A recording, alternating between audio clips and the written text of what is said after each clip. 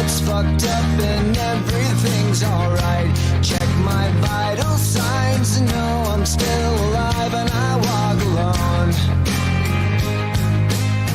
I walk alone, I walk alone. I walk alone, I walk up. My shadow's only one that walks beside me. My shallow heart's the only thing that's beating. Sometimes I wish someone up there will find me. Till then I walk alone.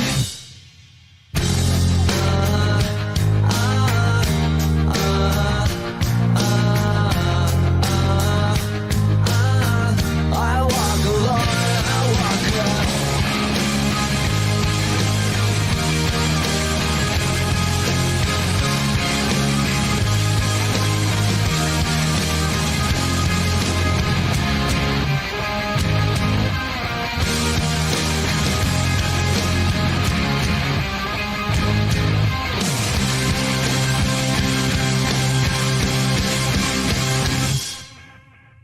I walk this empty street on the boulevard of broken dreams, where the city sleeps and I'm the only one. And I walk up.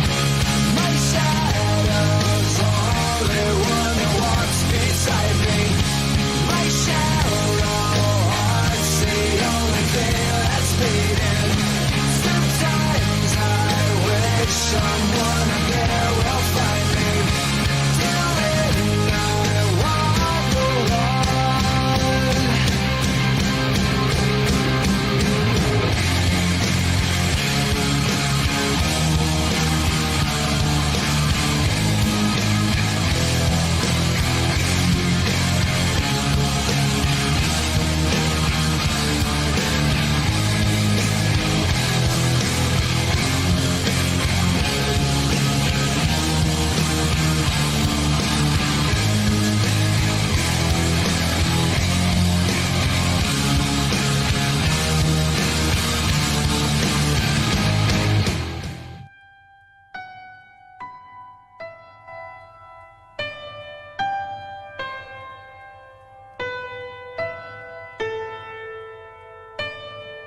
When I was a young boy, my father took me into the city to see a marching band.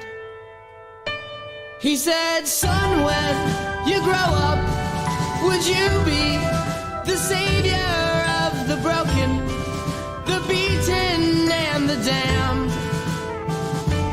He said, will you defeat them, your demons, and all the non-believers, the plans that they have made? Because one day I'll leave you a phantom to lead you in the summer to join the Black Parade.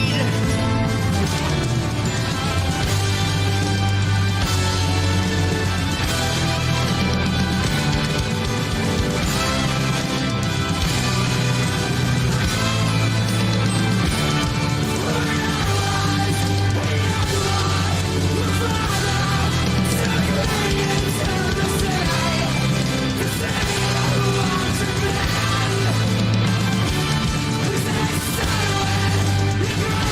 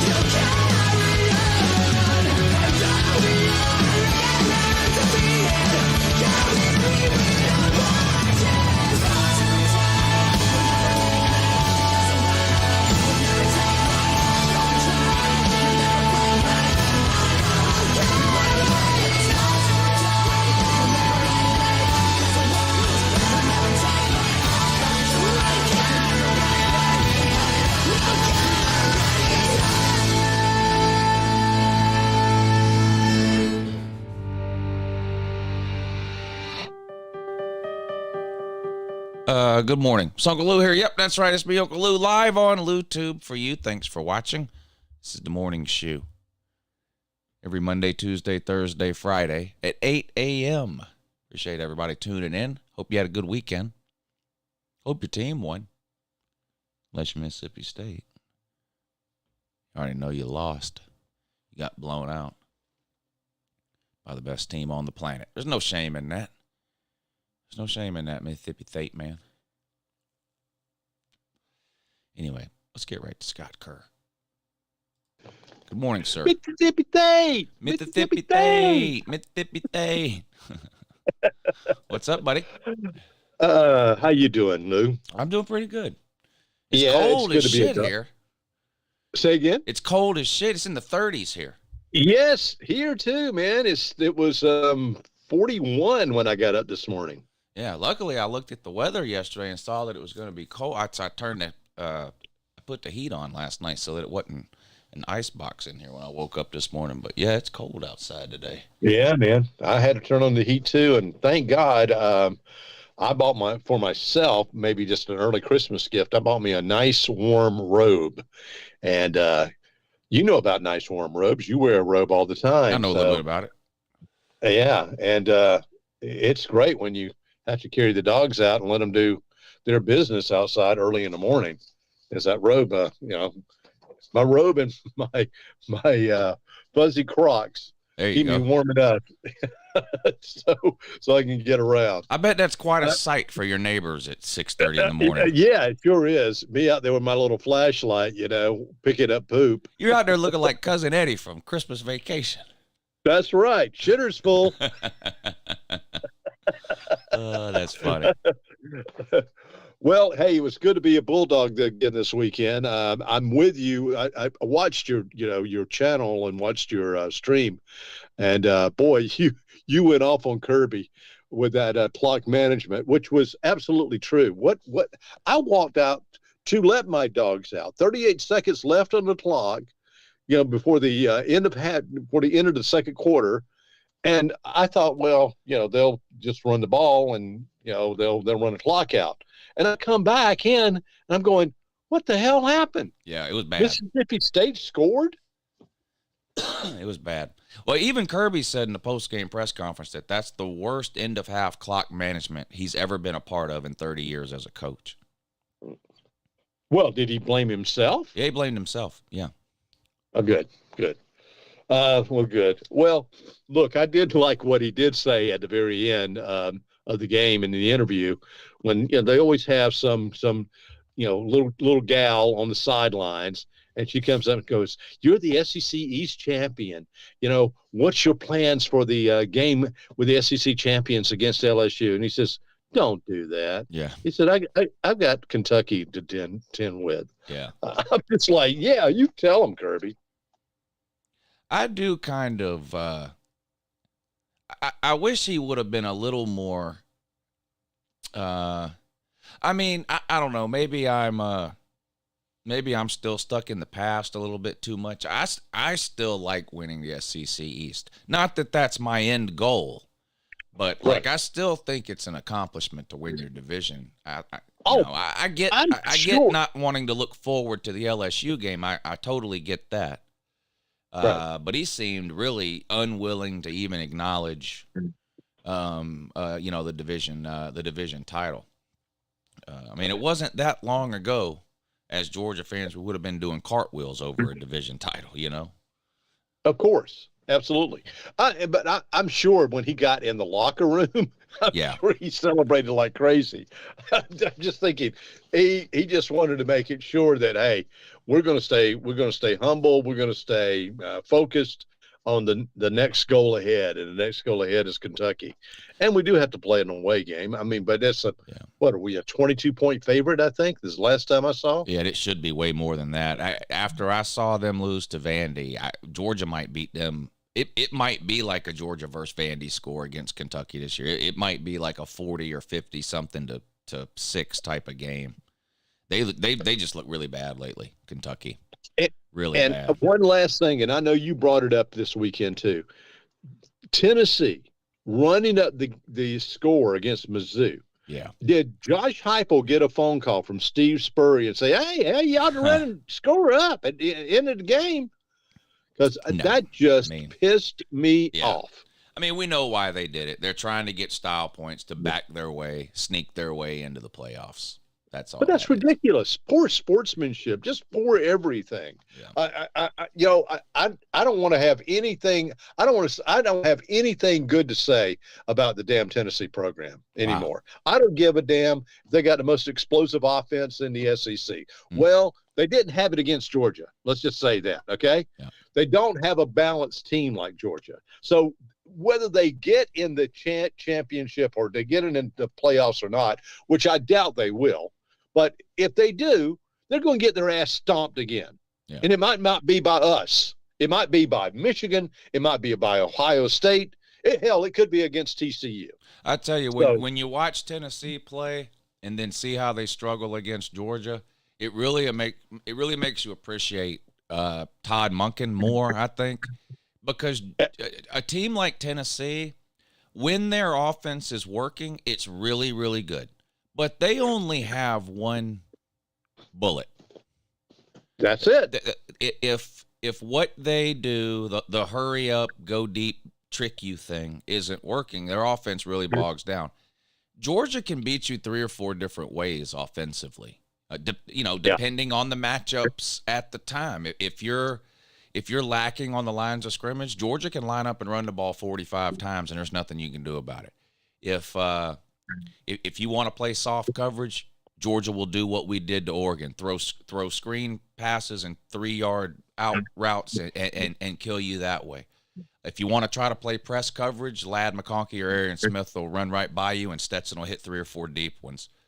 That's not easy to do. A lot of teams are good at doing one particular thing offensively, but the fact that there's, like, when you imagine trying to prepare for Georgia's offense and forget about the players. Like, obviously it's hard to prepare for somebody like Brock Bowers, but you hear this all the time. A defensive coordinator looks at an offense and they go, okay, let's try to take away what they do best.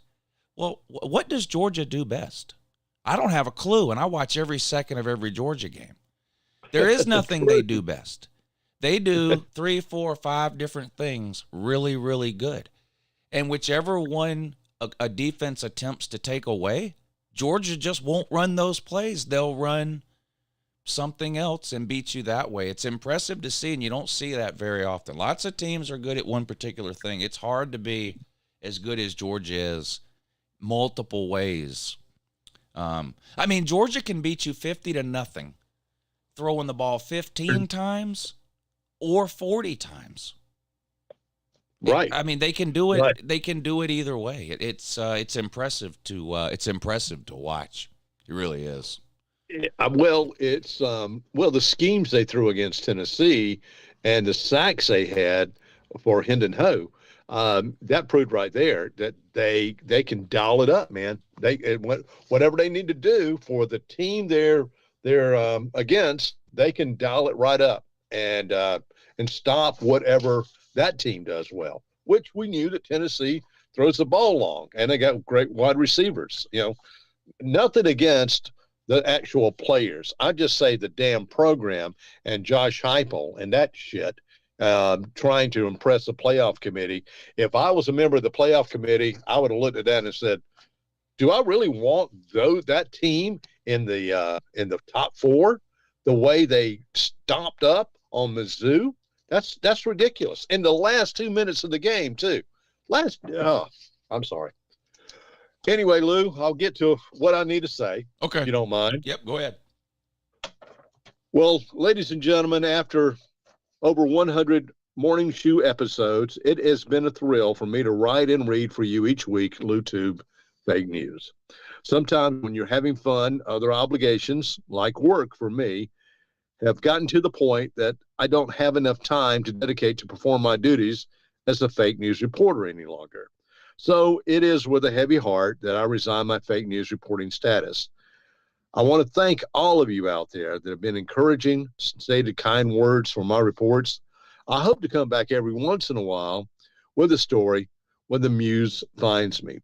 But thank you, Uncle Lou, for allowing me on your YouTube platform, and thank you, kind people, for putting up with my bad jokes and groaning sarcasm. It's been fun.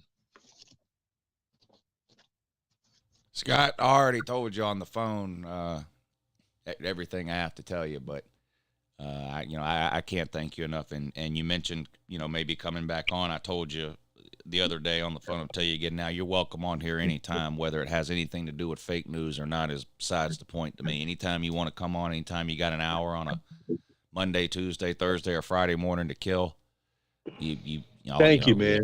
All you got to do is send me a text message. I'll post a StreamYard link. You're welcome on here anytime, buddy.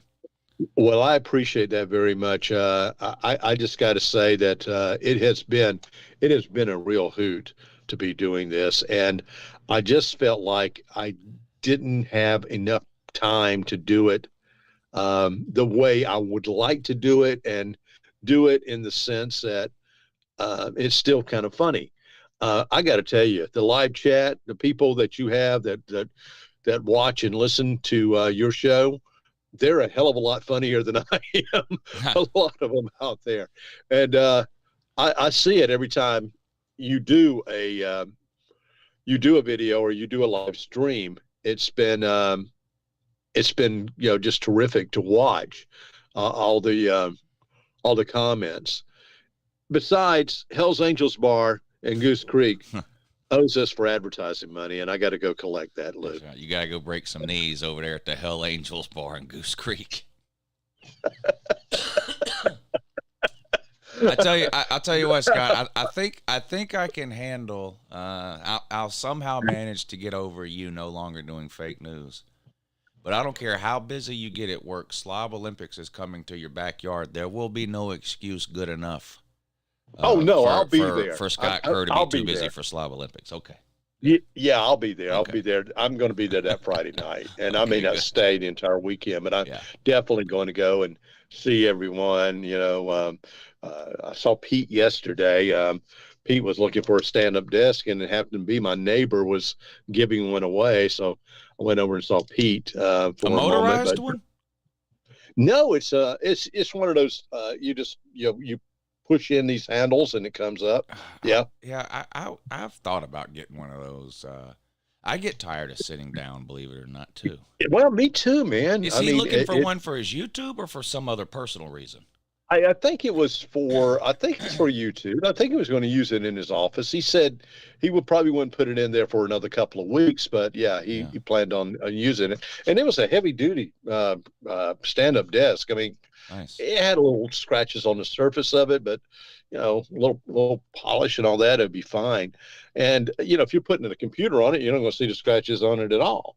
Yeah. And if you just want to use it for stand-up, but it was just happenstance. I heard Pete talk about, hey, I need a stand-up desk, and the day before, my neighbor was having a garage sale, and he had a stand-up desk, and I bought a ladder from him.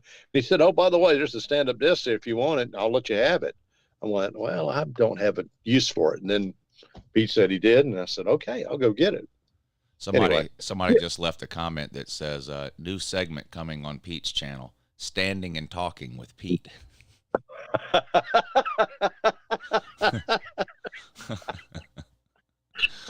See, Scott, comment section, right? See? I'm telling you, the live chat, the people in the live chat are a hell of a lot funnier than I could ever be. I mean, it's really something.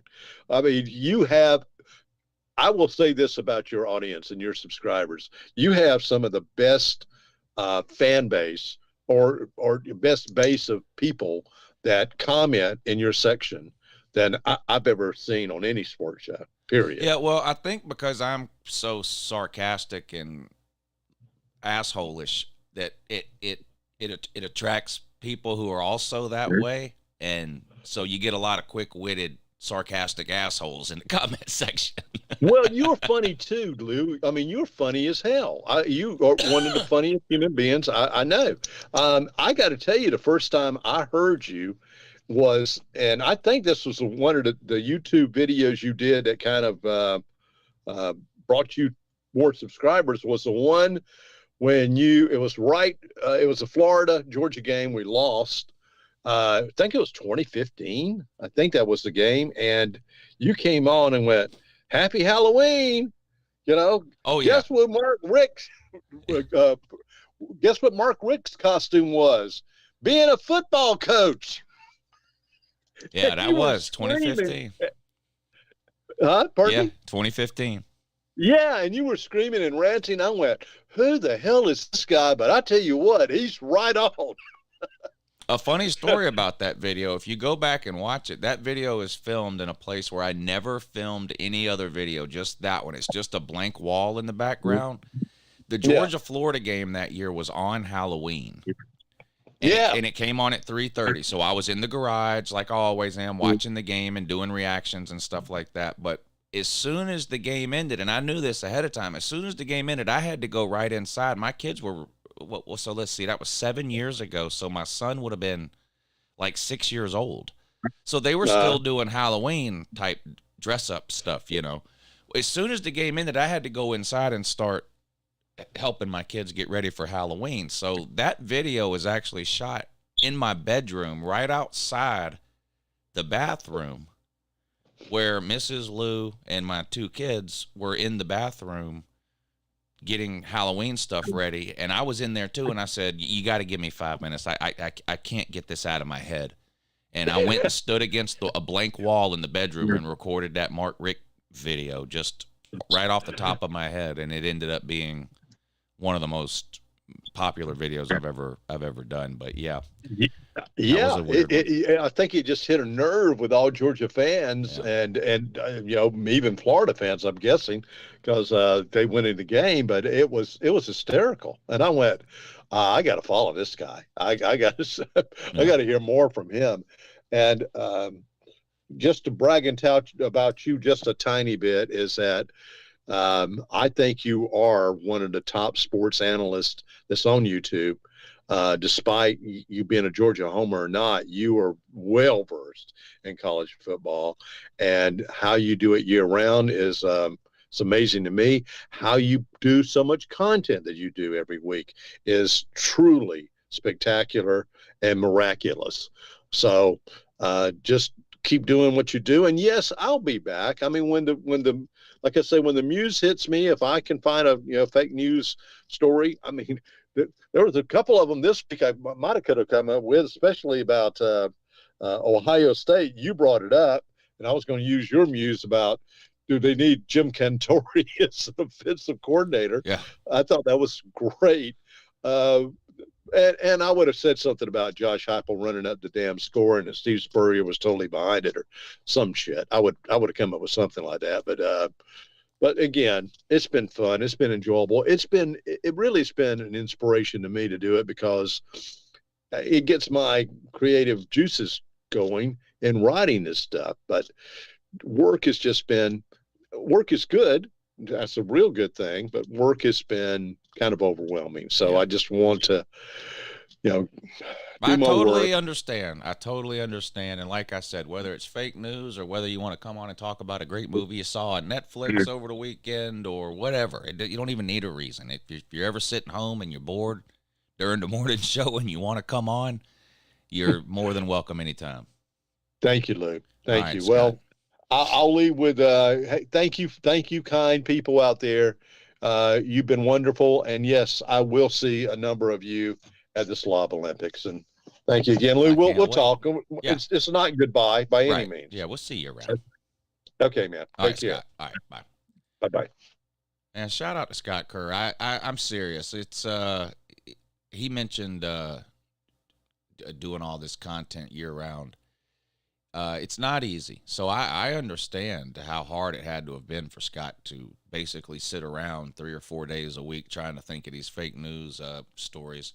And having somebody like Scott, for me, selfishly, just having somebody like Scott that could come on every Monday morning for 30 or 45 minutes made my life a lot easier. That's 30 or 45 minutes less a week that I had to come on here and ramble aimlessly. For no particular reason. So I've really enjoyed having Scott on, and I mean it when I say he's welcome on anytime. I don't care whether he comes on and does fake news or not. Whatever he wants to do. If he just wants to come on and hang out and shoot the shit, it'd be fine with me. I don't know. Maybe we need to find a. Do we need to find another weekly segment? The problem is finding somebody that's capable of doing it. Scott was great at it. I don't know if anybody wants to try to fill those shoes. I'm not talking about somebody else to do fake news. I'm talking about, Vic comes on every Thursday. That's another one. Vic. Me and Vic don't really have any plans. He just shows up every Thursday morning and we just kind of shoot the shit for a couple hours. But that makes it so much easier for me. When I go to bed Wednesday night or wake up Thursday morning, I don't ever have to rack my brain to try to figure out what I'm going to do on the morning show, because I know Vic's coming on and I know we'll just kind of figure it out. And it was the same way with Scott. He would come on and do his fake news for 10 or 15 minutes, but then he would always stay on for another 10 or 15 minutes after that and just talk about whatever. Bama Mike, thank you for the super chat. He says, there's absolutely no one on the internet I would rather listen to about college football than Uncle Lou. Thank you, Mike. You know what I've decided to start doing? I started today, actually. Somebody asked me yesterday if I would upload the end of the Your Season Is Over video, the Ohio State part. I'm assuming most of you watched it. But the end of yesterday's Your Season Is Over video, where I talked about Ohio State hiring 2 new analysts, Al Roker and Jim Cantori. It's like a 5 or 6 minute bit at the very end of Your Season Is Over. Someone asked me if I would upload that separately as a video. They wanted to share it with people, so I did.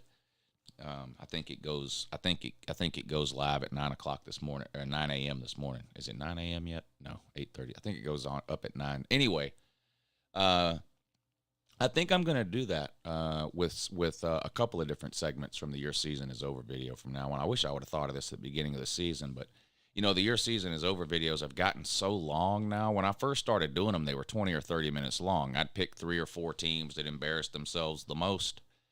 And that's all I would do. I would talk for 5 or 6 minutes about 3 or 4 different teams, and that would be it. But as the Your Season Is Over video has kind of evolved, if you go back and look at all the Your Season Is Over videos from this year, they're almost all over an hour long.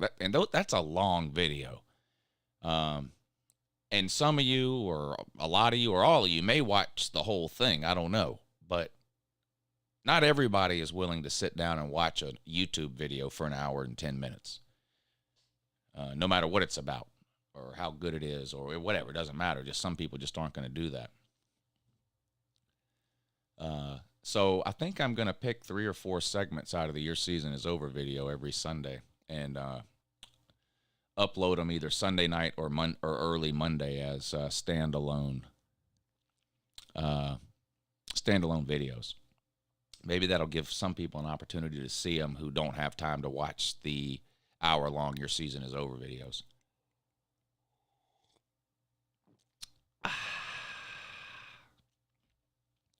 You can clip them for YouTube Shorts. Well, they'll be way too long for YouTube Shorts.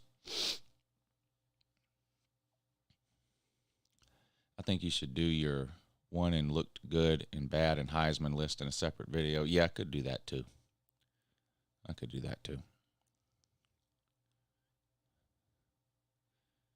Trosper says, "Did you hear me, Lou?" No, I've got my text to speech turned off, so I only can read you. Can't hear you. If I turn on text to speech, it'll echo back through the microphone. So I just have to read you. I got to drive to Calhoun Buc-ee's. Meet me at the Buc-ee's in Calhoun. I'll be on the Twizzler aisle. Whoa, Todd and Nat, and good morning. What's up, Jonathan? Raj thinks all the videos are about 15 minutes long. Oh, God.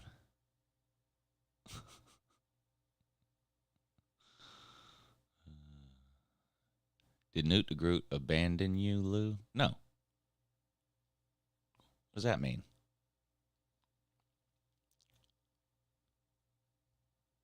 Newt the Groot's still around. I guess everyone's heard about Jeff Webster by now, too. That's a real shame. It just goes to show you, man, you don't ever know when it's somebody's time to go. I mean, I knew he wasn't in perfect health. He would talk about it every once in a while, but I had no idea he had anything serious going on at all. I had no clue. And then I feel really bad because nobody knew for like 6 days. I had no idea. I had no clue. I'm friends with him on Facebook, and there was a post on his Facebook page last Sunday. I just don't go on Facebook that much, honestly.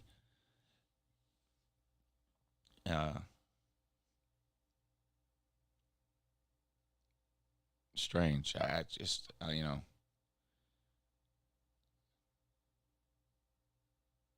hate that.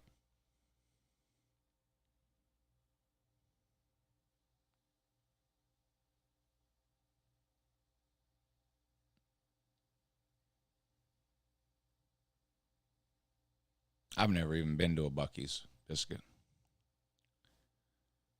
Hey, Lou, I got confused with the weather part, how you said about the OSU's weather meteorologist analyst, and what do you mean? I can't really explain it, Newt. If you don't get it, that's okay.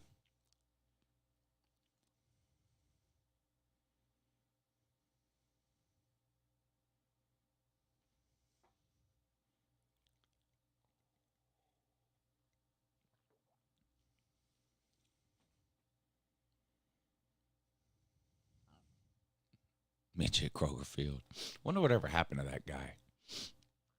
Do I still have that? I don't even think I have that one anymore, do I? Florida man. What is that? Oh, that's not it.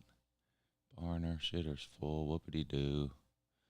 Lawnmower, camel toes, who have they played? Rudy Jackpot. Is this it? Say y'all again. Meet us at Kroger Field. Uncle Lou, meet us at Kroger Field. Okay, man, calm down. Damn. We'll be there on Saturday, dude. You know what? I didn't even look yesterday. What time that game is. Let's pull up next week's schedule.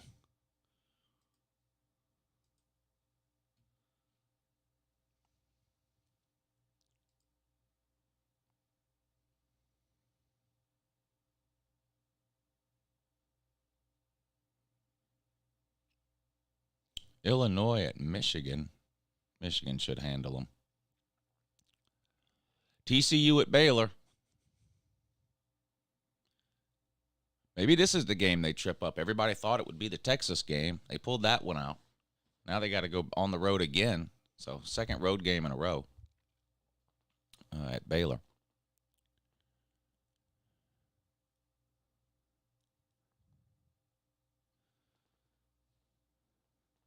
Boy, not a lot of great games at noon, huh?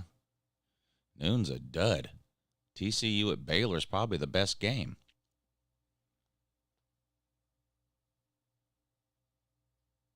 Not a lot of great games at noon.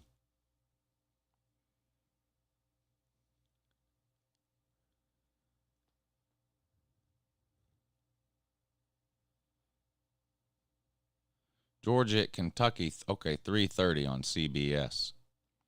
Ohio State at Maryland. Miami at Clemson might be interesting.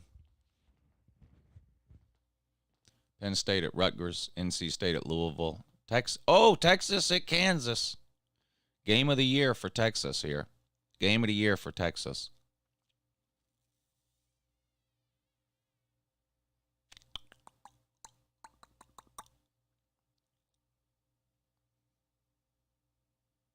Georgia Tech at North Carolina. Tennessee at South Carolina, 7 o'clock. Ole Miss at Arkansas, 7:30. Oh, the Bedlam game. I forgot that wasn't a Thanksgiving game. It should be. I forgot this wasn't a Thanksgiving game anymore. Oklahoma State at Oklahoma. 7:30 ABC. Two disappointing teams. Obviously, Oklahoma. Oklahoma State started off pretty good, but boy, they've tailed off the last few weeks. Oh, here's a big one. Southern Cal at UCLA. Man, UCLA's got a chance to really play spoiler here in a rivalry game. Southern Cal's the last hope for the Pac-12 in the playoff. You know, Chip Kelly and UCLA would love to knock Lincoln Riley off their perch. UAB at LSU. There's your upset alert.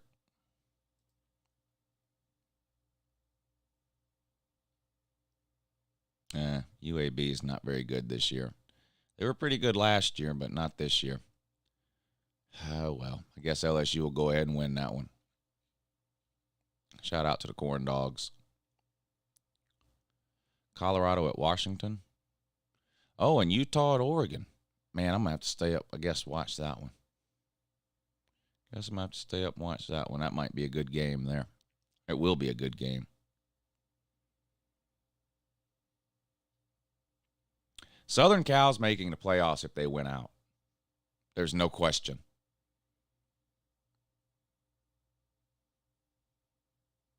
They've got 3 ranked opponents in a row to close the season. If they win out, they're making the playoffs. They have UCLA this week, Notre Dame next week, and then the Pac-12 title game against probably Oregon. That's going to be 3 top 20 teams in a row. If Southern Cal wins out, beats 3 ranked opponents in a row to close out the season, finishes 12-1 with a Pac-12 title, they're getting into playoffs.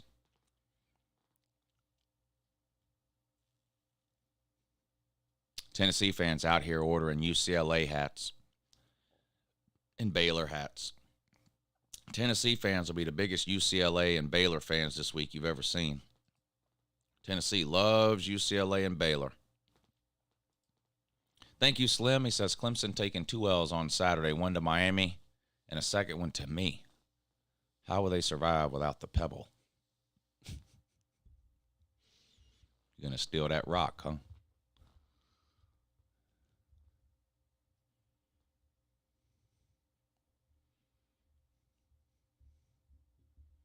Well, I was live streaming at the same time, so I wasn't able to watch Jackpot's live stream.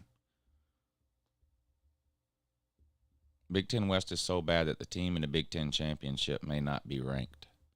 Yeah, 5 of the 7 teams in the Big Ten West still have a chance to win it.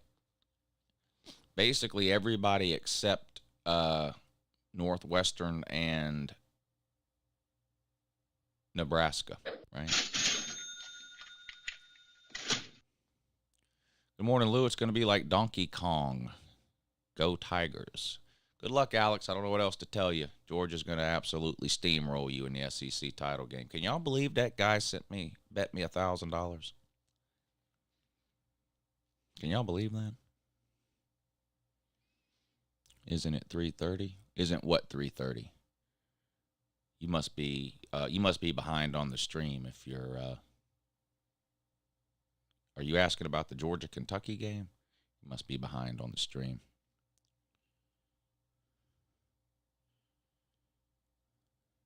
I mean, that guy's been around a long time. I like that guy, but that's just stupid. It's one thing to bet $20, $50 straight up like that, but to bet $1,000 straight up on a team that's a 14, 17-point underdog, that doesn't make any sense, because you could have made that bet with a sports book at like plus 350. So, in other words, his $1,000 bet could have paid him $3,000 if he'd have bet it in a casino instead of betting me straight up. It's just strange. Let's see.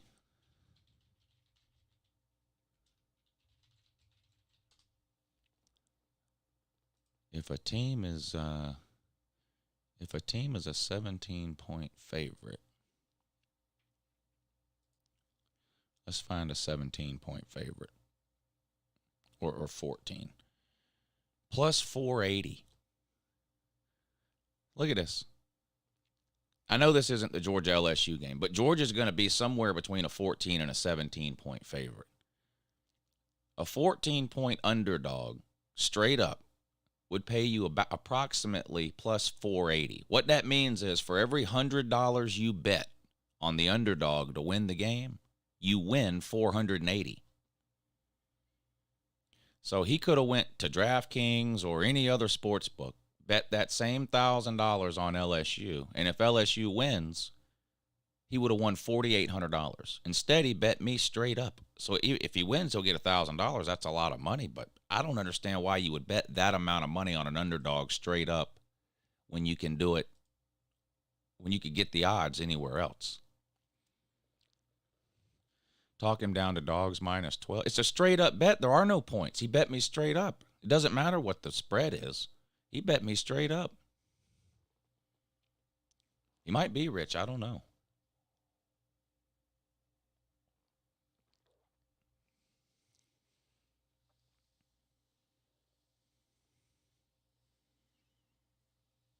And look, I've been watching college football a long time. He could win the bet. But even if he wins, he cost himself $3,500.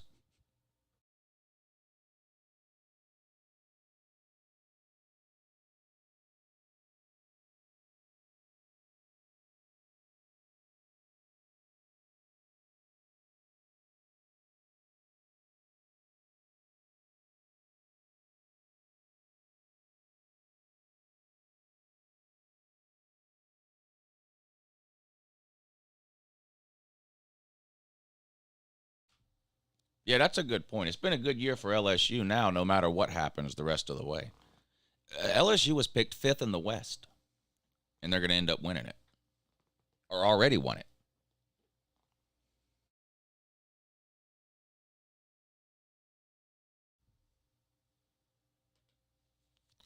I think Jaden Daniels is going to have a rough day against Georgia.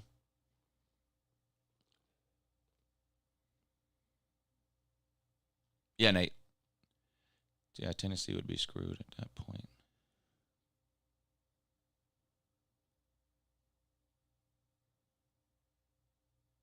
Texas A&M is the worst team in the West. Oh, yeah.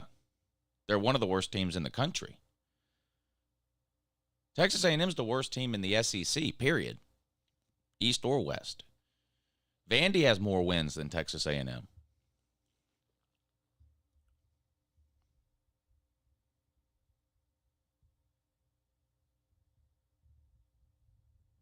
They better figure something out. He can't run 100 yards every game, especially against Georgia. Well, even this last week against Arkansas, he threw the ball for 80 yards. I mean, he's going to have a rough day against Georgia. Georgia's got the speed to run him down on defense. He's not going to run for 100 yards on Georgia.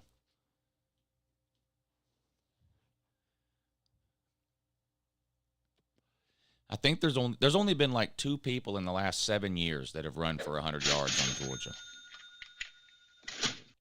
Do you think Vandy can beat Sunbelt Billy on Saturday? No, I don't. Lou, did you know A&M hasn't won a natty since 1927? Yeah, well, I thought it was 1939, but I know it's a long time ago.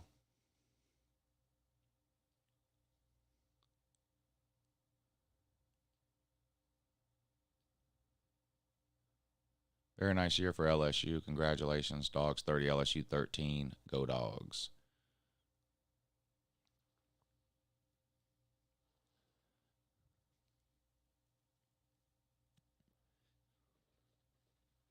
Yeah, LSU might make a New Year's Six Bowl, too. They probably will make a New Year's Six Bowl.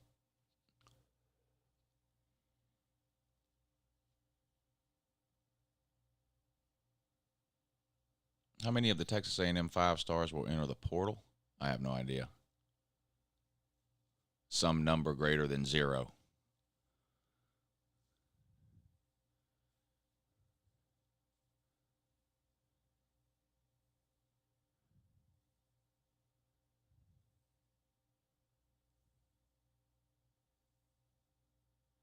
I don't even know what Georgia's numbers are going to be. We couldn't take anybody from the portal this year. We didn't have the numbers. I don't know what they're going to be I don't know what they're going to be next year. Depends how many juniors leave.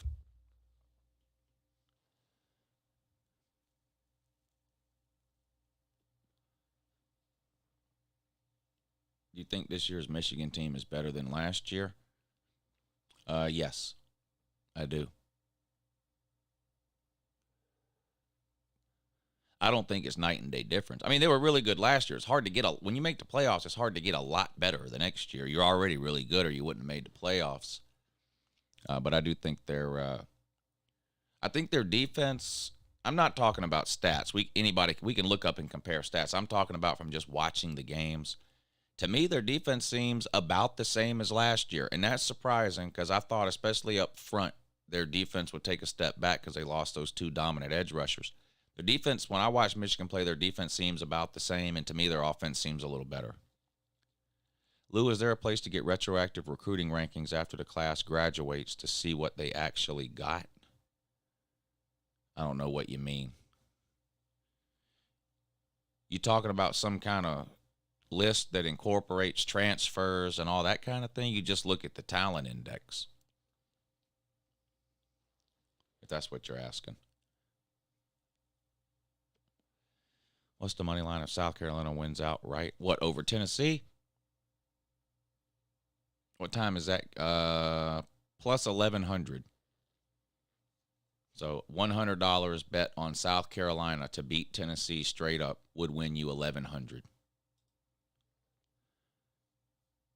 Do you think Georgia will be even stronger next year? Impossible to say right now, because like I was saying a second ago, it depends what juniors leave and what juniors come back. We'll be better at quarterback next year.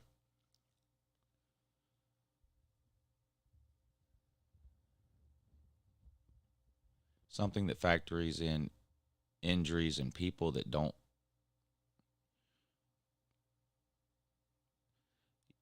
No, they if a guy is a 5-star, he's a 5-star. They don't go back 3 years later and say, well, he didn't play that good, so we're going to reclassify him a 3-star. No, it doesn't work that way. If a guy's a 5-star, he's a 5-star. That's just what it is.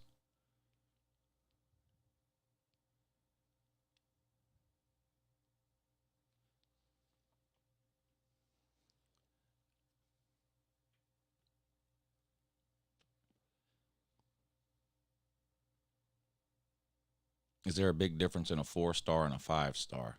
Well, there's a big difference between the lowest rated 4-star and the highest rated 5-star. We talk about 4-stars and 5-stars like they're all the same, but they're not the same. I'll show you.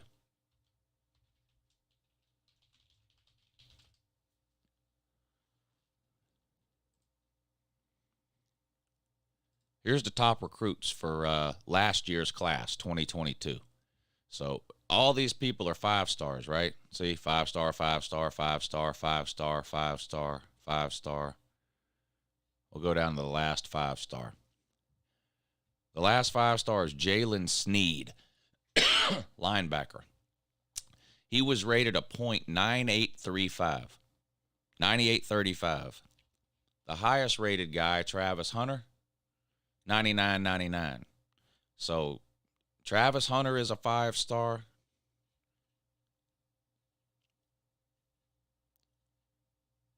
And Jalen Sneed is a 5-star. But they're not rated the same. See? .9835. .999. So if you go Travis Hunter, 9999, and then you go to the lowest 4-star, which is going to be way down the damn. We're going to have to scroll a mile to find it.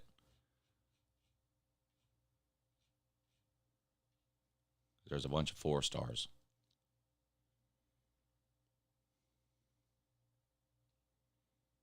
But you see, we're already down to 95.77. Oscar Delp plays for Georgia, tight end. I think that explains the point. I don't need to show anymore. I think that explains it.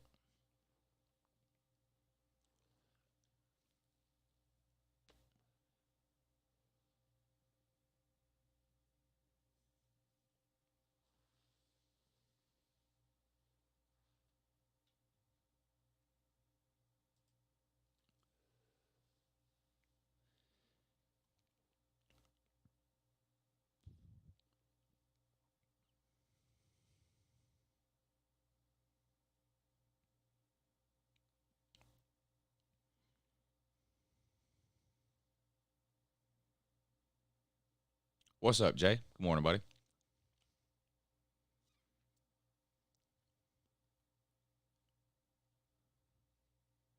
Judkins from Ole Miss deserves to go to New York for the Heisman ceremony? No.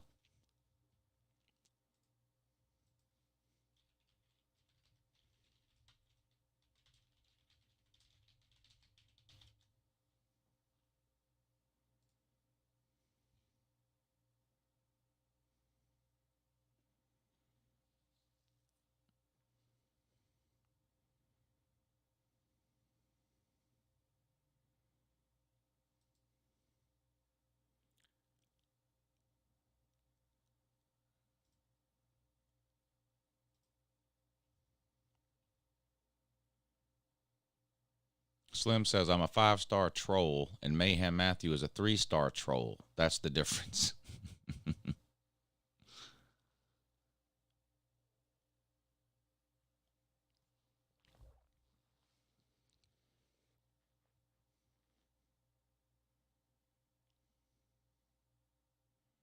Drake May should win it. Yeah, that's who I would vote for right now. If I had a vote, and I had to vote today, I'd vote for Drake May. Is Spencer Rattler the most disappointing player this year? He's one of them. He's one of them. You can probably find somebody who started last year and played good and is terrible this year. That might be worse than Spencer Rattler, who was a backup last year and then played bad this year.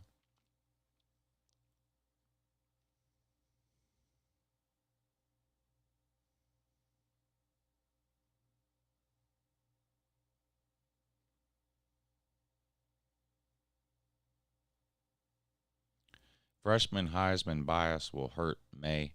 Yeah, he is a red shirt though, and there has been red shirt freshmen that have won it.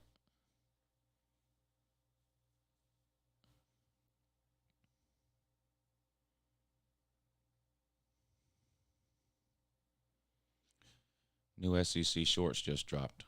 Well, you better run and watch it.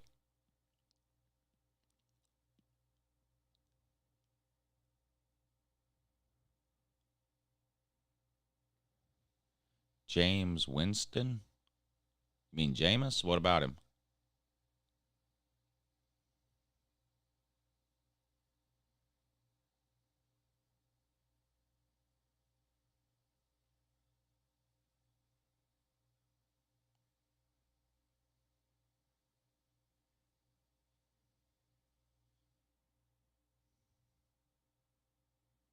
Oh. And Johnny Manziel, too, wasn't he? You can make an argument for 3 stars from Florida to be 4 in other states. Yeah, I disagree. Uncle Lou's Ohio State video just dropped. It's just a clip from the Your Season Is Over video. I heard if you bring your Kroger card to the game, you'll get a voucher for next year's revenge game against Powerhouse Vandy. That could be. What's up, Bo, man?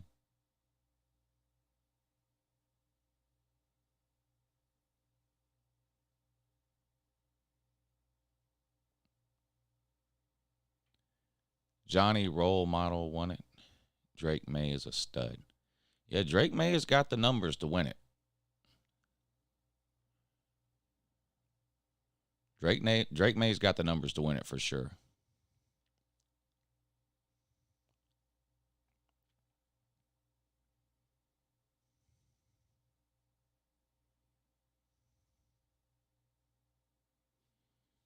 Let's look up the QB numbers.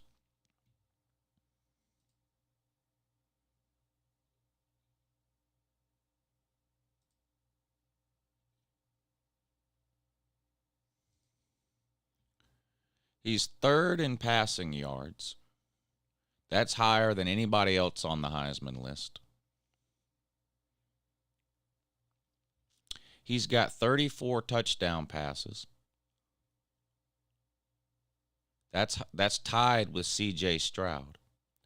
So C.J. Stroud and Drake May both have 34 touchdown passes. C.J. Stroud has 2,750 yards. Drake May's got 3,412 yards. So Drake May's got 700 more yards and the same number of touchdown passes.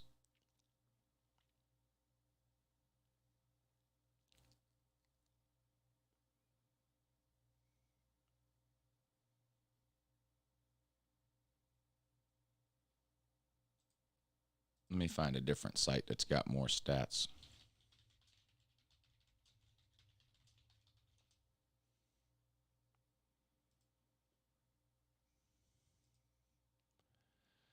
Drake May's completion percentage is 70.1. C.J. Stroud, 67.1.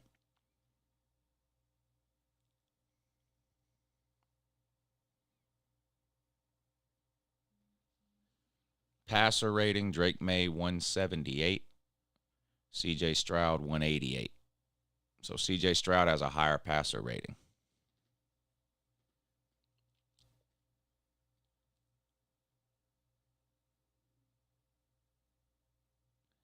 C.J. Stroud has 4 interceptions. Drake May has 3.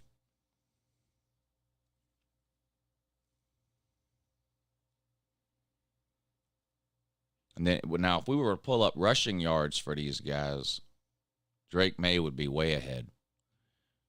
Let's see.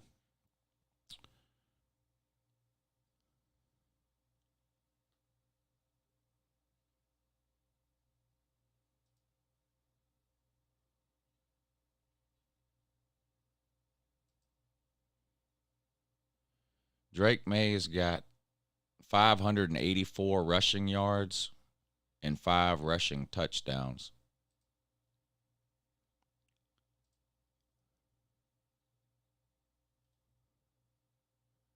C.J. Stroud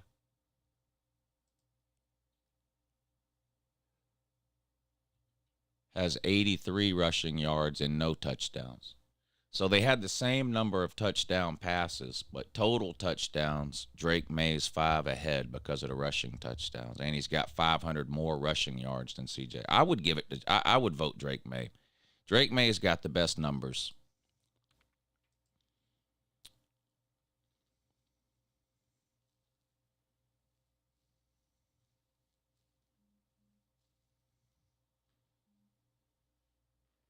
Whose defense is worse, Tennessee or North Carolina?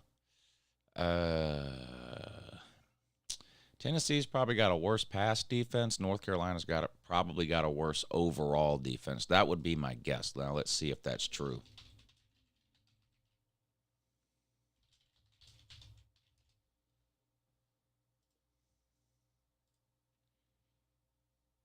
Total defense. I know we can probably go to, where's North Carolina? Yeah, North Carolina's got the 124th total defense.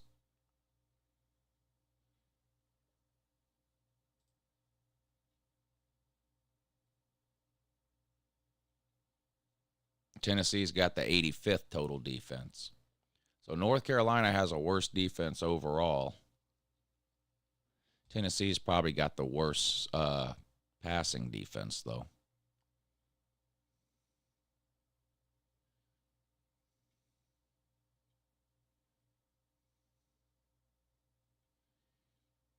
If I can find it.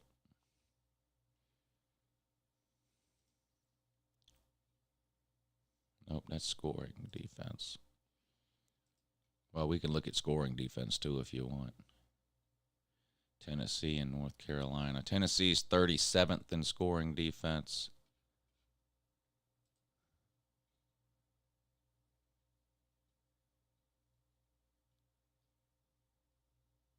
Damn.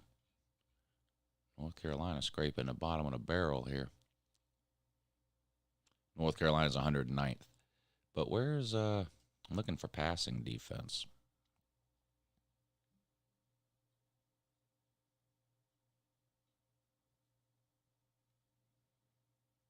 Passing yards allowed. Here we go. It's going to be way down here.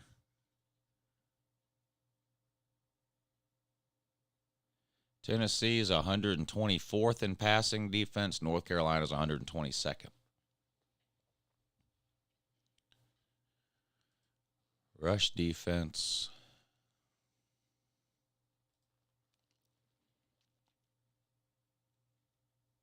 Tennessee is 11th.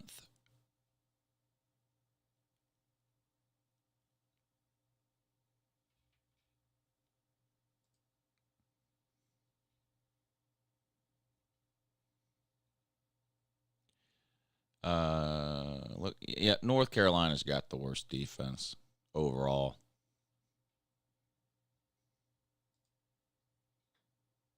Yeah, North Carolina's a little worse than Tennessee.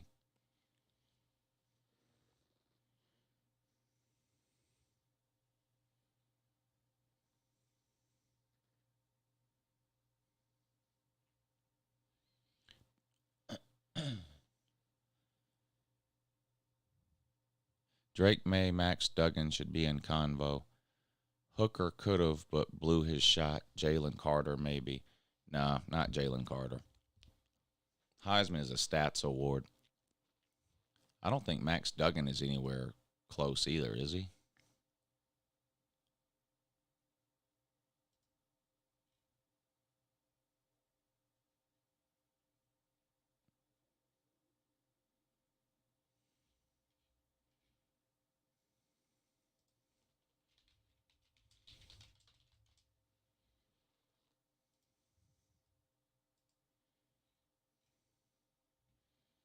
Max Duggan's got 2,500 yards, so 1,000 less than Drake May, 300 less than C.J. Stroud. He's got 25 touchdown passes. That's 9 less than C.J. Stroud and about 15 less than Drake May. Only 2 interceptions. That's good. He has a lower completion percentage than the other two. Yeah, he's good, but I don't think he's going to be in the Heisman conversation. It's going to be C.J. Stroud if they beat Michigan. It just is what it is. Would Tennessee and UNC over under be like 80? 80?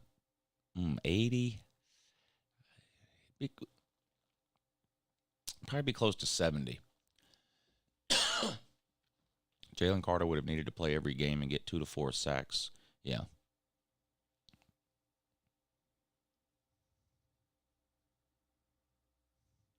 What was the guy's name for Ohio State a few years ago? Chase Young.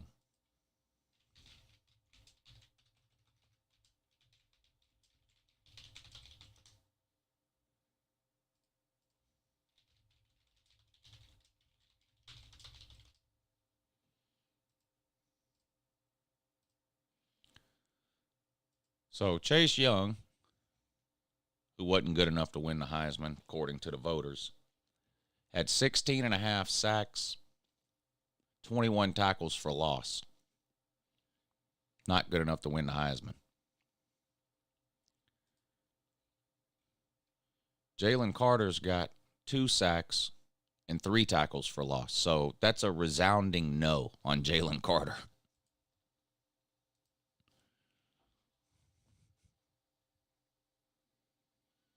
What if when Stroud and Corum play each other and both have a bad game, but one of their teams win? Does that open up to Heisman more? They both have a bad game. That opens it up for Drake May, yes. But I think those 3 should be the 3 that get invited to New York. C.J. Stroud, Blake Corum. And if I had to vote for the 3 today, it would be those 3. Blake Corum, C.J. Stroud, Drake May.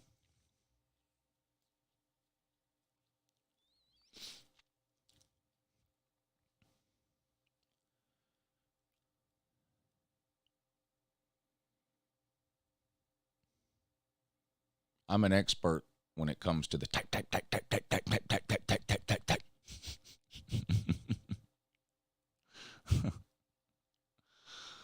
Oh, God.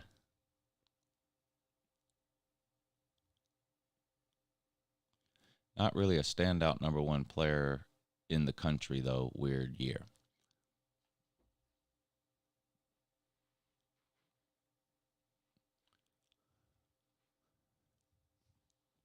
Look up Will Anderson stats.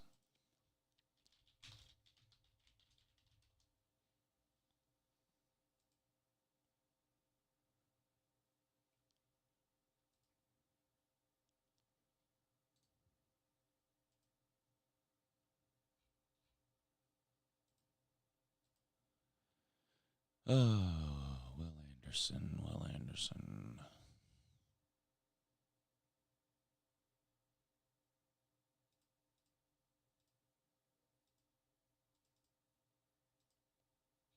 I'm working on it.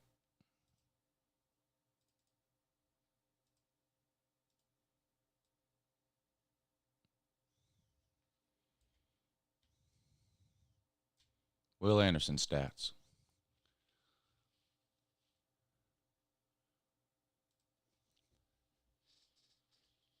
There you go. Heisman should go to the best player in college football, even if the TV analyst says it's Brock Bowers.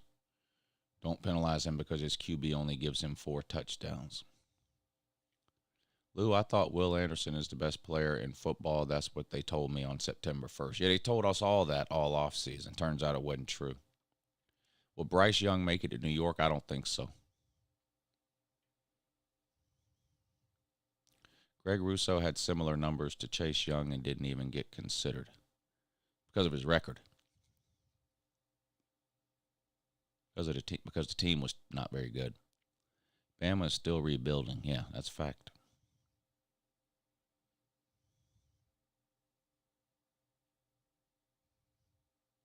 Heisman shouldn't go to Will Anderson. He doesn't show up for big games and constantly offsides. That's a fact, too.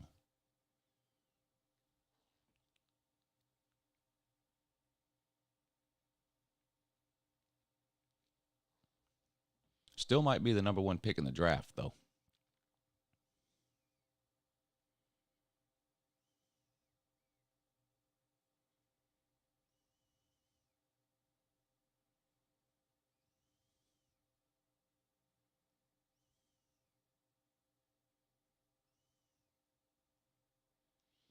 I hope that UNC beats Clemson at this point, I guess.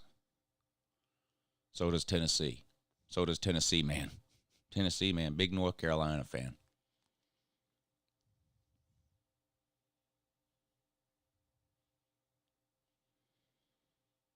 Tennessee loves Baylor this week.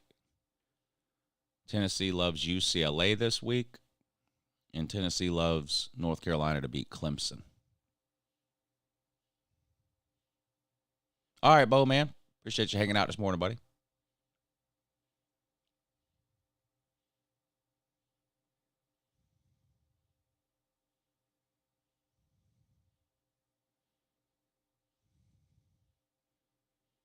Yeah, I'm surprised Will Anderson hasn't just opted out already for the rest of the season. You know that's going to happen at some point. You know that's going to happen.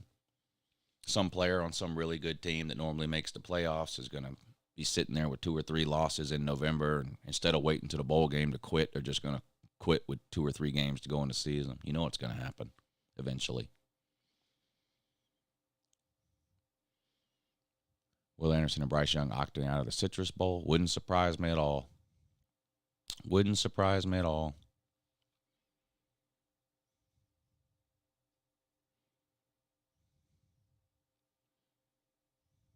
Hit that bag, let hillbilly anthem, Lou.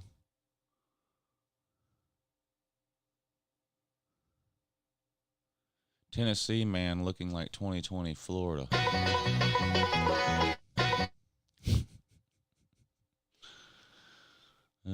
Who's better, Lou? Tennessee or Southern Cal? Like, who would be favored? Tennessee would probably be favored.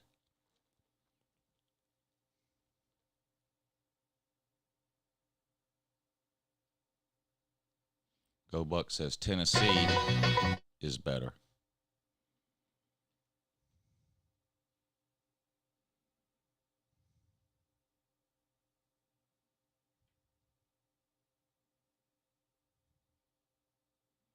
Anybody started Christmas shopping yet? Black Friday next weekend. Anybody done any Christmas shopping at all? I've bought a few things for my kids already.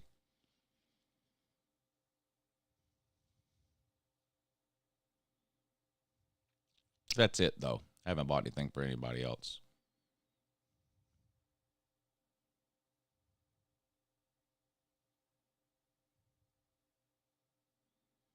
Slim says, Tennessee, Tennessee, Tennessee.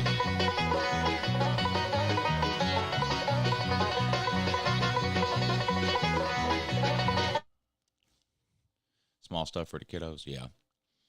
Well, Lou Jr. wanted a, the World Cup starts on, I think, November 20th. And he wanted a World Cup jersey for Christmas. Well, by the time Christmas gets here, the World Cup's over. So I bought him a World Cup jersey, and I'm going to give it to him. It's a Christmas gift, and I'm going to make sure he knows that because those things aren't cheap. The thing was like $140. So I'm going to make sure he knows. Hey, this is a Christmas present. So when Christmas comes around and you have one less present, this is why. But I'm going to give it to him at the start of the World Cup so he can have it to wear to school and whatever he wants to do while the World Cup is on. I got him his favorite soccer player is German. So I got him that guy's World Cup jersey for this year. German World Cup jersey. Thomas Muller. I hope Jackson Smith and Najigma plays against Michigan. Yeah, they should put odds out in Vegas. Who catches a pass first? A.D. Mitchell or Jackson Smith and Najigma? My money's on Najigma. A.D. Mitchell, good God. A.D. Mitchell's been day-to-day since week 2.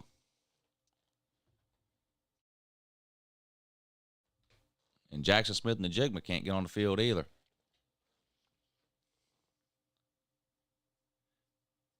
I thought Tennessee was a basketball school. How do you lose to Colorado? I saw that this morning, and I thought about trolling them, but I usually wait until after football season to start trolling Tennessee fans about basketball. I might mention it in a video, but I'm not going to make it did cross my mind, though. So I'll probably mention it in a video that Tennessee lost to Colorado. I should title a video, Colorado is better than Tennessee. People will think it's a football video, and Colorado's the worst team on the planet, right? A lot of people would probably click on it just for the title, but imagine I upload a video called Colorado is better than Tennessee. You click on it, and it's just me laughing because Tennessee lost to Colorado in basketball. Basketball school.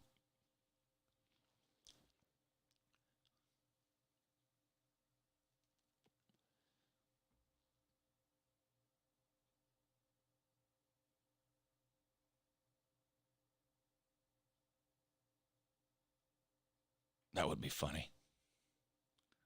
We're a basketball skew, Lou.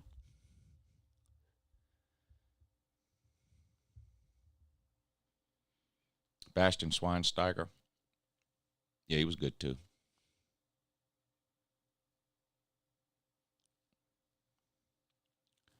I wish these Georgia press clowns would press Kirby on his injury timelines. Yeah. A.D. Mitchell's the next Blaylock. Yeah, you're probably right. Even once he's 100% healthy, he'll only get 3 catches a year.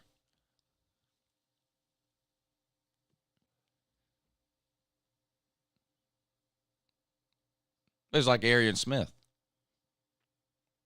Arian Smith's been healthy for 6 weeks. Got 1 catch. He's got 1 catch. And it was against the Tards. It was against Tennessee. Yeah, once y'all get eliminated in basketball, y'all become a baseball skew.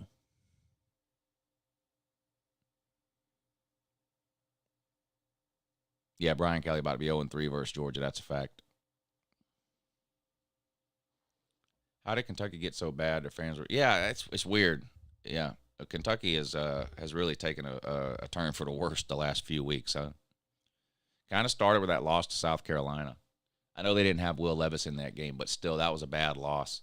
And now they've got Will Levis back and can't beat Vandy. I mean, they couldn't get a first down against Tennessee, one of the worst defenses in the country. Now they lose to Vandy. Hadn't been good for Kentucky the last month.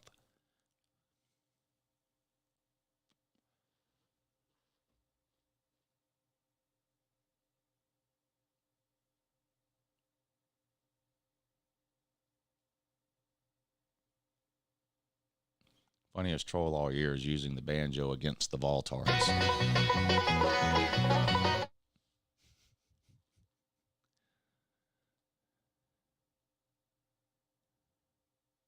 Will Levis was never that good. There will be 5 Kentucky fans at the game this week. They've already moved on to bouncy hoop ball. Yeah, that's true. That's true. Oh, message for Ohio State fans. It's going to be really, really cold for the Georgia at Kentucky game this Saturday. So I'm assuming Georgia will struggle massively and either lose or barely win. So we'll see what happens because it's going to be really, really cold.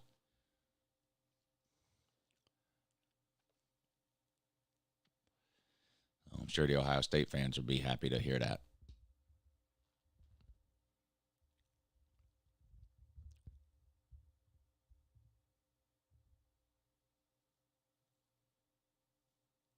Y'all saw the end of the hype and hate video, didn't you? That was pretty good, I thought.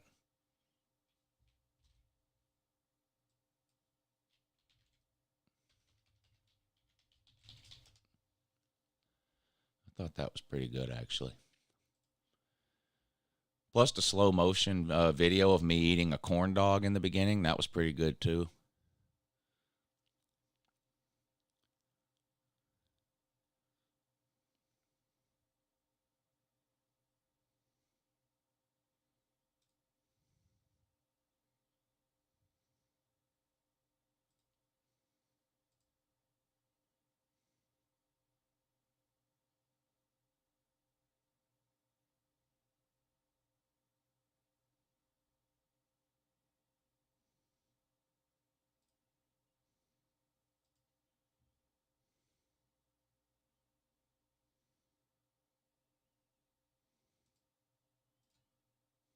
Analysts that are going to put Ohio State over the edge. If I dragged this, You big dummy.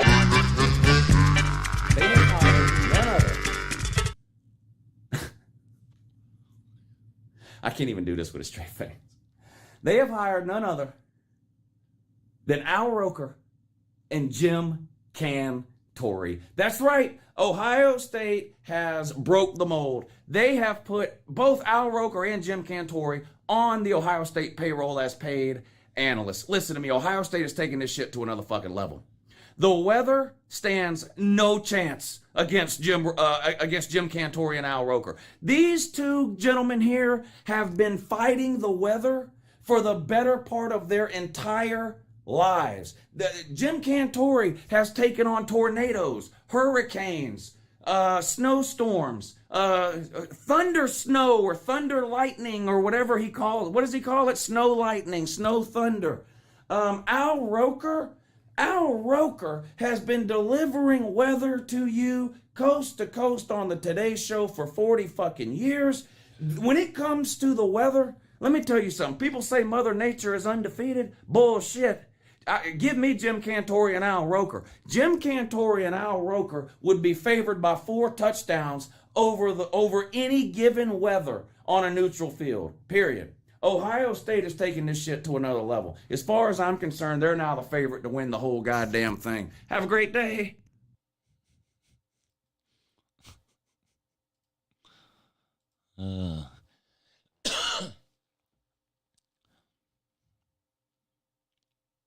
Ohio State's just going to be a little too tough to handle, I think,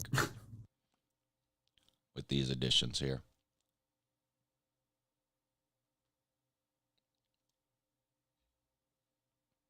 Just a little too tough to handle.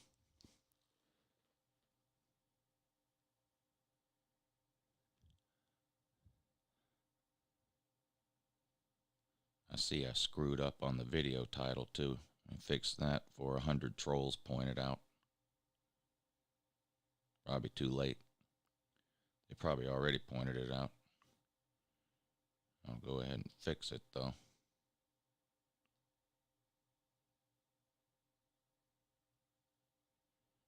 Well, maybe. What's going on here?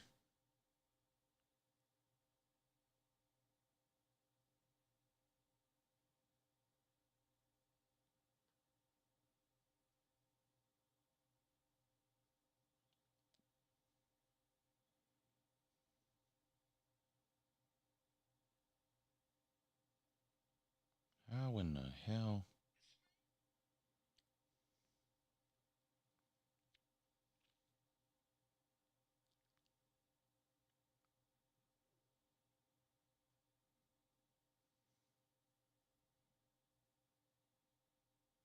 Oh, duh. I'm logged into my second account, not my main account. I'll have to fix it after.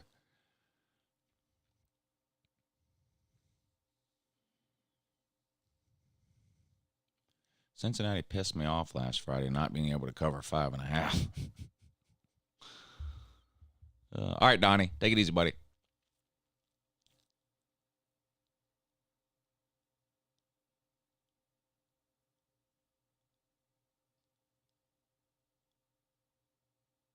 Marvin Harrison Jr. should have catch of the year. They have that award?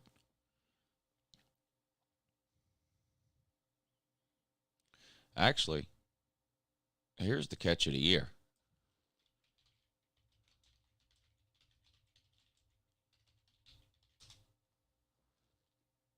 Here's the catch of the year from this past weekend. Down. Pine back to pass, pressured, steps up. Pine's going to heave it deep toward the end zone, and it is caught! A reach around, Braden Lenzy somehow snagged it. What a catch! And B.D. Williams was there in the way. An incredible catch by Lenzy for a Notre Dame touchdown. How did he do it? You will not find many better catches in college football. That is incredible. There's Lenzy. He's just running a go route. Pine breaks the pocket. Watch him pin it on the back. And then B.D. Williams goes left, then to the right hand. Absolutely spectacular. That was like a magic trick. Oh my. Goes left hand to Braden Lenzy. Heaves up a prayer to Braden Lenzy. Goes left hand to right hand on the back of Navy's defensive back. That's the best catch I've seen. I haven't seen the Marvin Harrison catch you're talking about, but that was crazy.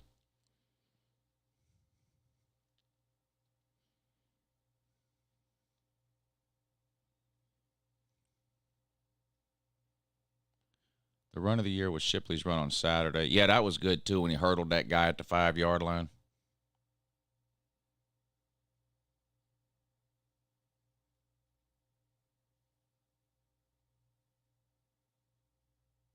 That was good, too.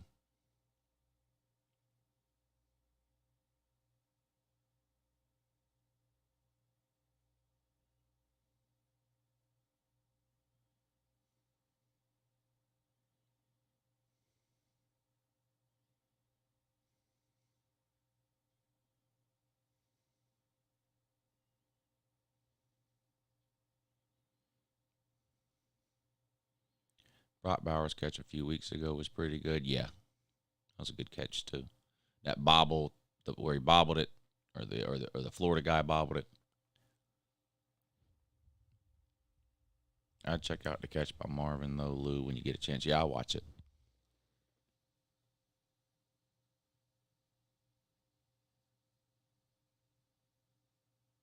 Yes, Kevin. Yes.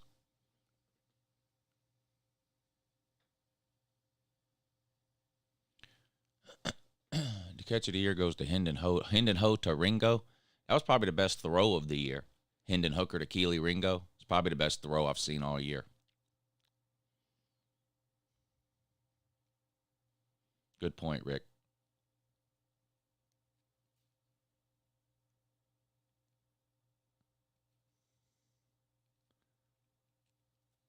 I watch very little NFL. I just don't have the time. I mean, I sit in this room every Saturday from 8:30 in the morning till midnight, either talking about football or watching football. I feel bad if I then turn around and watch football all day on Sunday. So I watch less NFL now probably than I ever have before. I've missed the NFL the last 3 years. I mostly just watched college. Yeah, me too. I mean, I guess I've watched a few primetime games. Well, I haven't watched an entire NFL game all year, but I've watched a few Sunday night games, a few Monday night games, and a little bit of some Thursday night games. But I normally don't finish the Your Season Is Over video until about 3 or 4 o'clock in the afternoon on Sunday. So the early games are already over.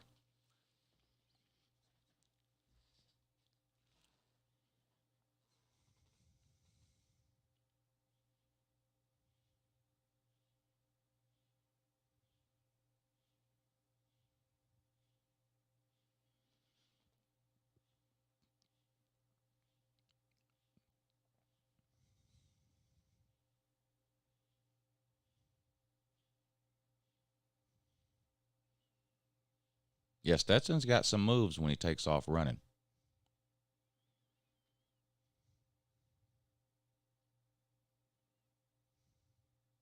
For sure. What is UGA, a 21-point favorite at Kentucky? Let's look. If it is, it should be more.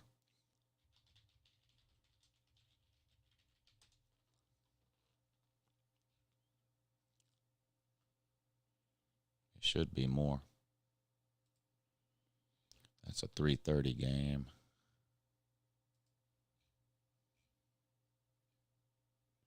$22.5. I'll take Georgia all day. I'll take Georgia anything under 28, be honest with you. I think Georgia's going to absolutely destroy them. There's no way Georgia plays as bad this coming week as they did against Mississippi State. Georgia played a terrible game against Mississippi State and won by 26. That's just how good Georgia is. Georgia did not play good. Stetson didn't play good. 2 turnovers. We couldn't run the ball at all in the first half. The special teams disaster with the punt return, mishandling of the clock at the end of the first half. Georgia played. That's probably the worst. Georgia played a bad game. Mississippi State played better than Georgia. Georgia's just so much better. They won by 20. They played horrible and won by 26. 2 interceptions, -2 in the turnover category. Still, all that, and still won by 26. I don't see Georgia playing that bad a second week in a row. I think Georgia will win. Georgia might beat them by 40.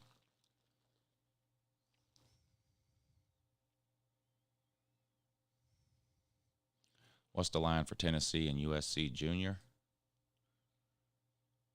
What time's that game at?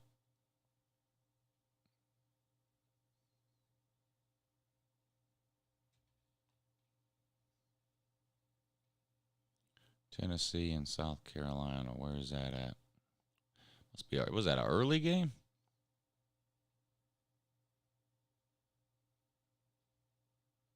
Yeah, that's a noon game. Tennessee's favored by 22. You big dummy.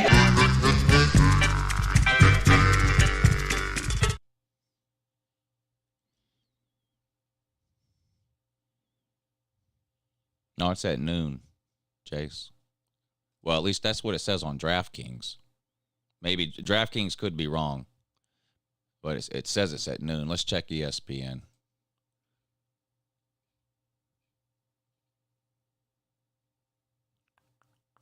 Where's that game at? South Carolina?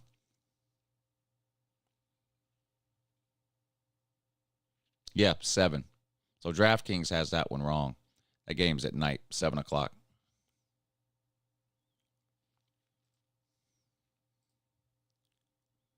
SEC football. UJ going 15-0 and beating everybody by 40. Get mad and type about it. What's up, Volusia?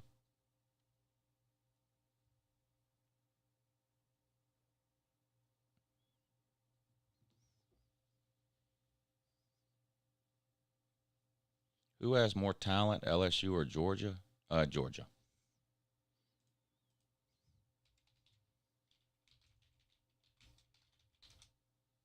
There you go.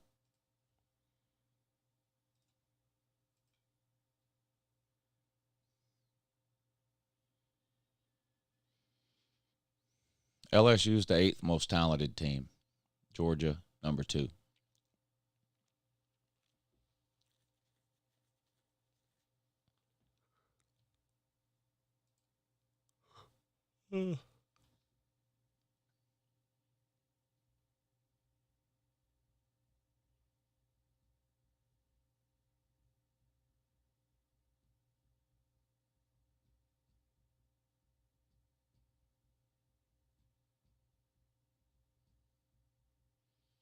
Where's Florida?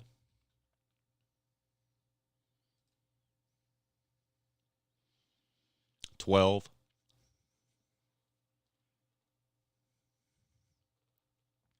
Florida's at 12.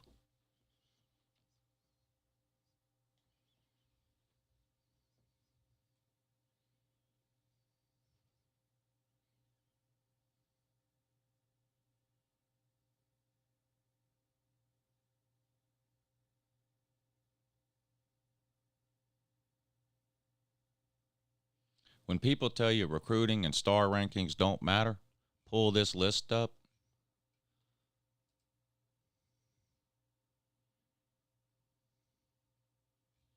And ask them why none of these teams are ever in the playoffs.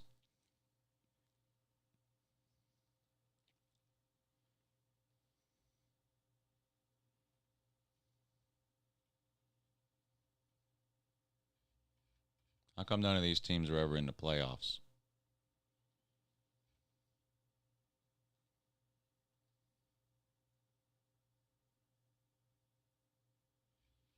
And how come all of these teams always are?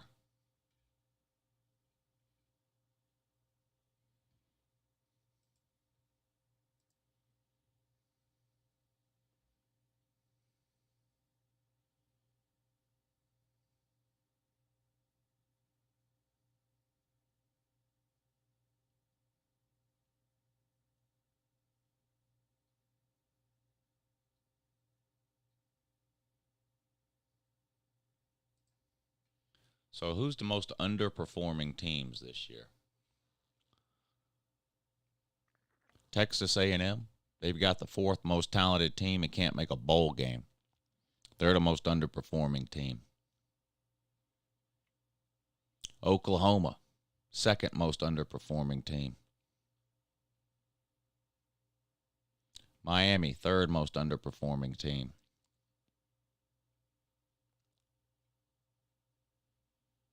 Auburn underperforming.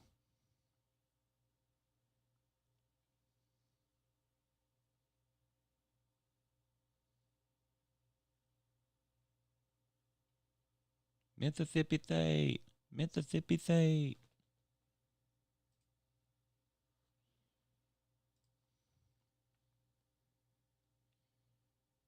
UJ is the most talented if you factor in all the 3 stars that are. Yeah, that's not how it works, Jay.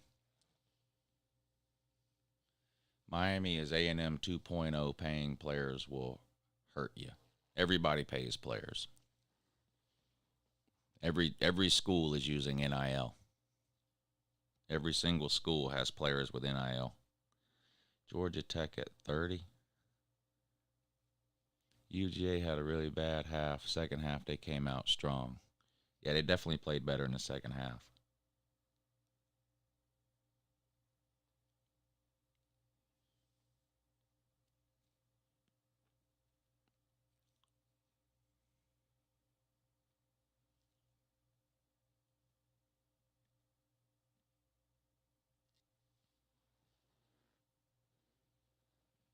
How in the hell is Georgia Tech the 30 most talented team? Well, that's just based off of recruiting rankings and transfers in and transfers out.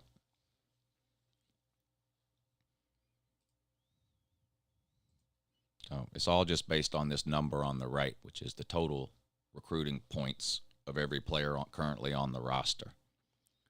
So Georgia Tech in the last 4 to 5 years has recruited better than Missouri, TCU, Utah, Michigan State, Maryland, Central Florida, NC State, Iowa, Indiana, Oklahoma State, Baylor, Boston College.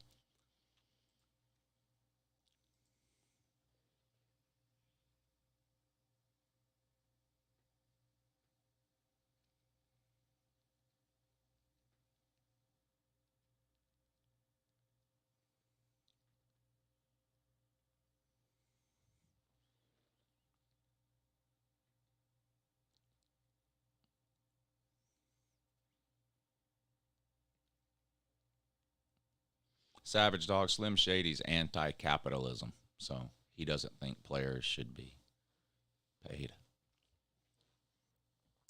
Clemson's resume is completely imploded. Yeah, the ACC is terrible.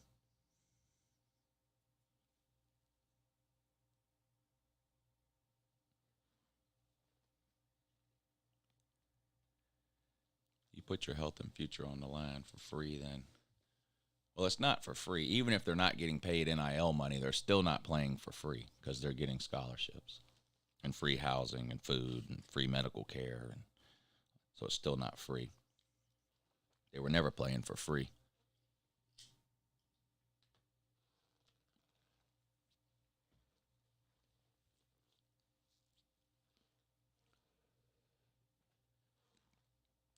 What do you think the Michigan-Ohio State line will be? Ohio State by 3. There might be a future line out on that game. Let's see.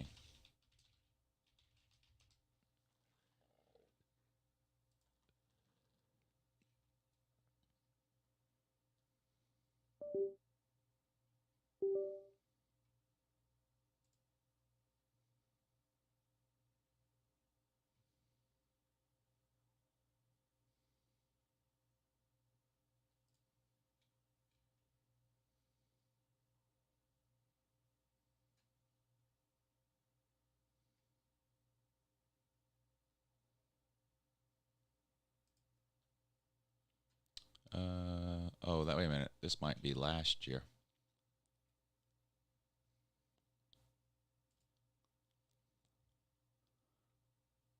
Nope, that's this year. Right now it's Ohio State. Is that right? You know what? I can't tell if this is this year or last year, but this is saying Ohio State minus 8. No, this is this year because it's at Ohio State. So Ohio State minus 8. Ohio State minus 8 is the line right now.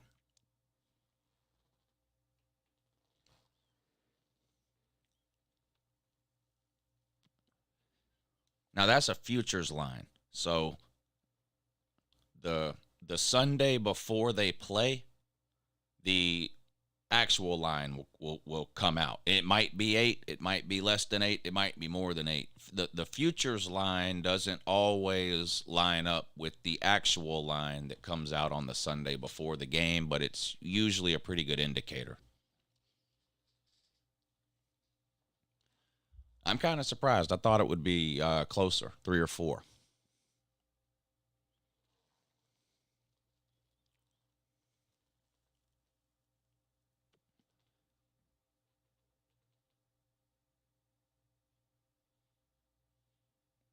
UJ is a 15-point favorite over LSU. I haven't looked. That sounds right. I was saying yesterday I thought it would be somewhere between 14 and 17. What is people record on your wheel that has won in that? 2 people have won out of 12 or 13. So 2 and 10, 2 and 11, something like that.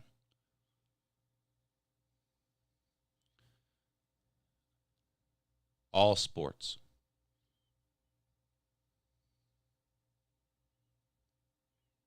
Every college athlete is eligible to capitalize on their own name, image, and likeness.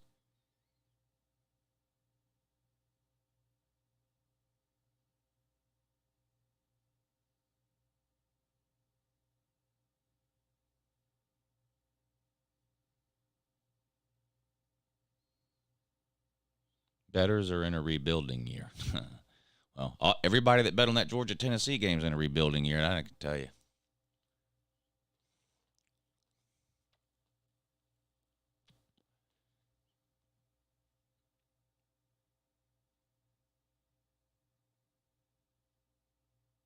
Gymnasts get NIL with their things. I'm not sure what that means. I mean, no one is guaranteed an NIL deal. It's just that all athletes are eligible to make NIL deals. But there's nothing that says every athlete is required. You can't force a company to sponsor somebody.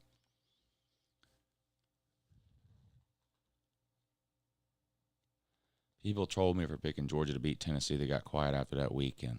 Yeah, I experienced a similar phenomenon, Jay, in my comment section. What happens when Tennessee goes to the Sugar Bowl, loses, and then goes 9-3 next year? I wonder if the Talking Balls channel will take a dive in viewership. Probably.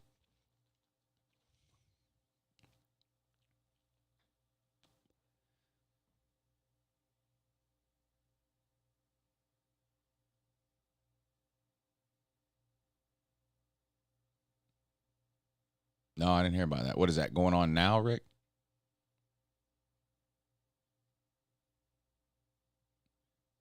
You bet on Tennessee to cover that, Slim? What were you thinking?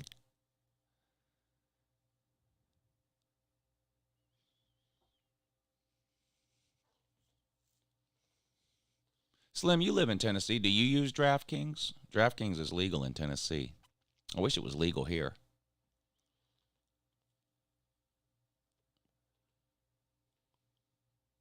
Happened earlier this morning. Apparently a former player is the shooter. Wow. No, I didn't hear about that. Is there anything on ESPN about that? Yeah, police seeking ex-Virginia player in campus killings. Let's see. Police in Charlottesville, Virginia are searching for a former University of Virginia football player who's suspected of killing 3 people and wounding 2 others on campus late Sunday night. They're still searching for Christopher Darnell Jones Jr., who was listed as a freshman running back on the team's 2018 roster.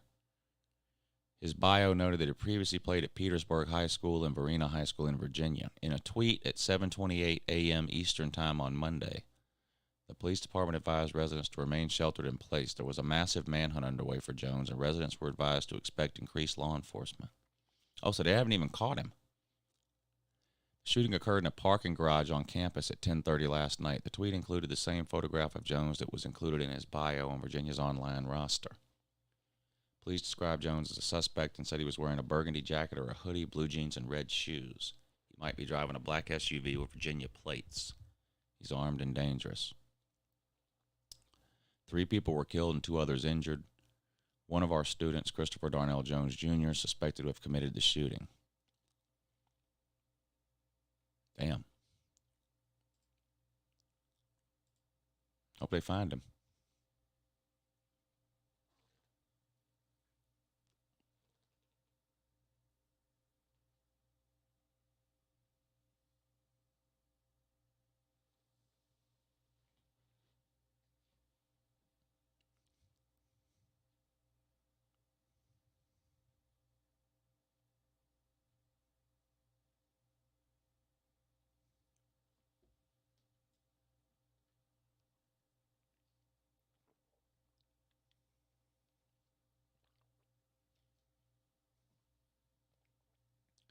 All right, everybody, I'm going to get out of here. Appreciate y'all tuning in this morning to the morning show. Be back tomorrow.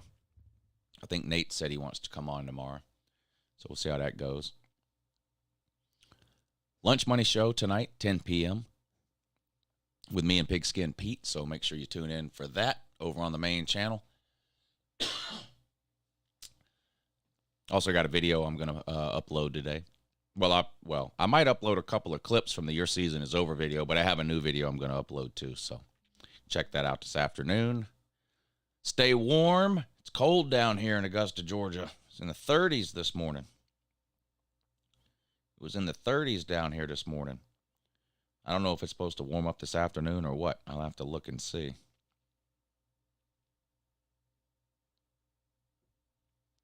We'll have to look and see. Anyway, I do appreciate everybody tuning in. Can't wait to do it again. Hope you get your week off to a great start. And I'll talk to you again soon. Have a good morning.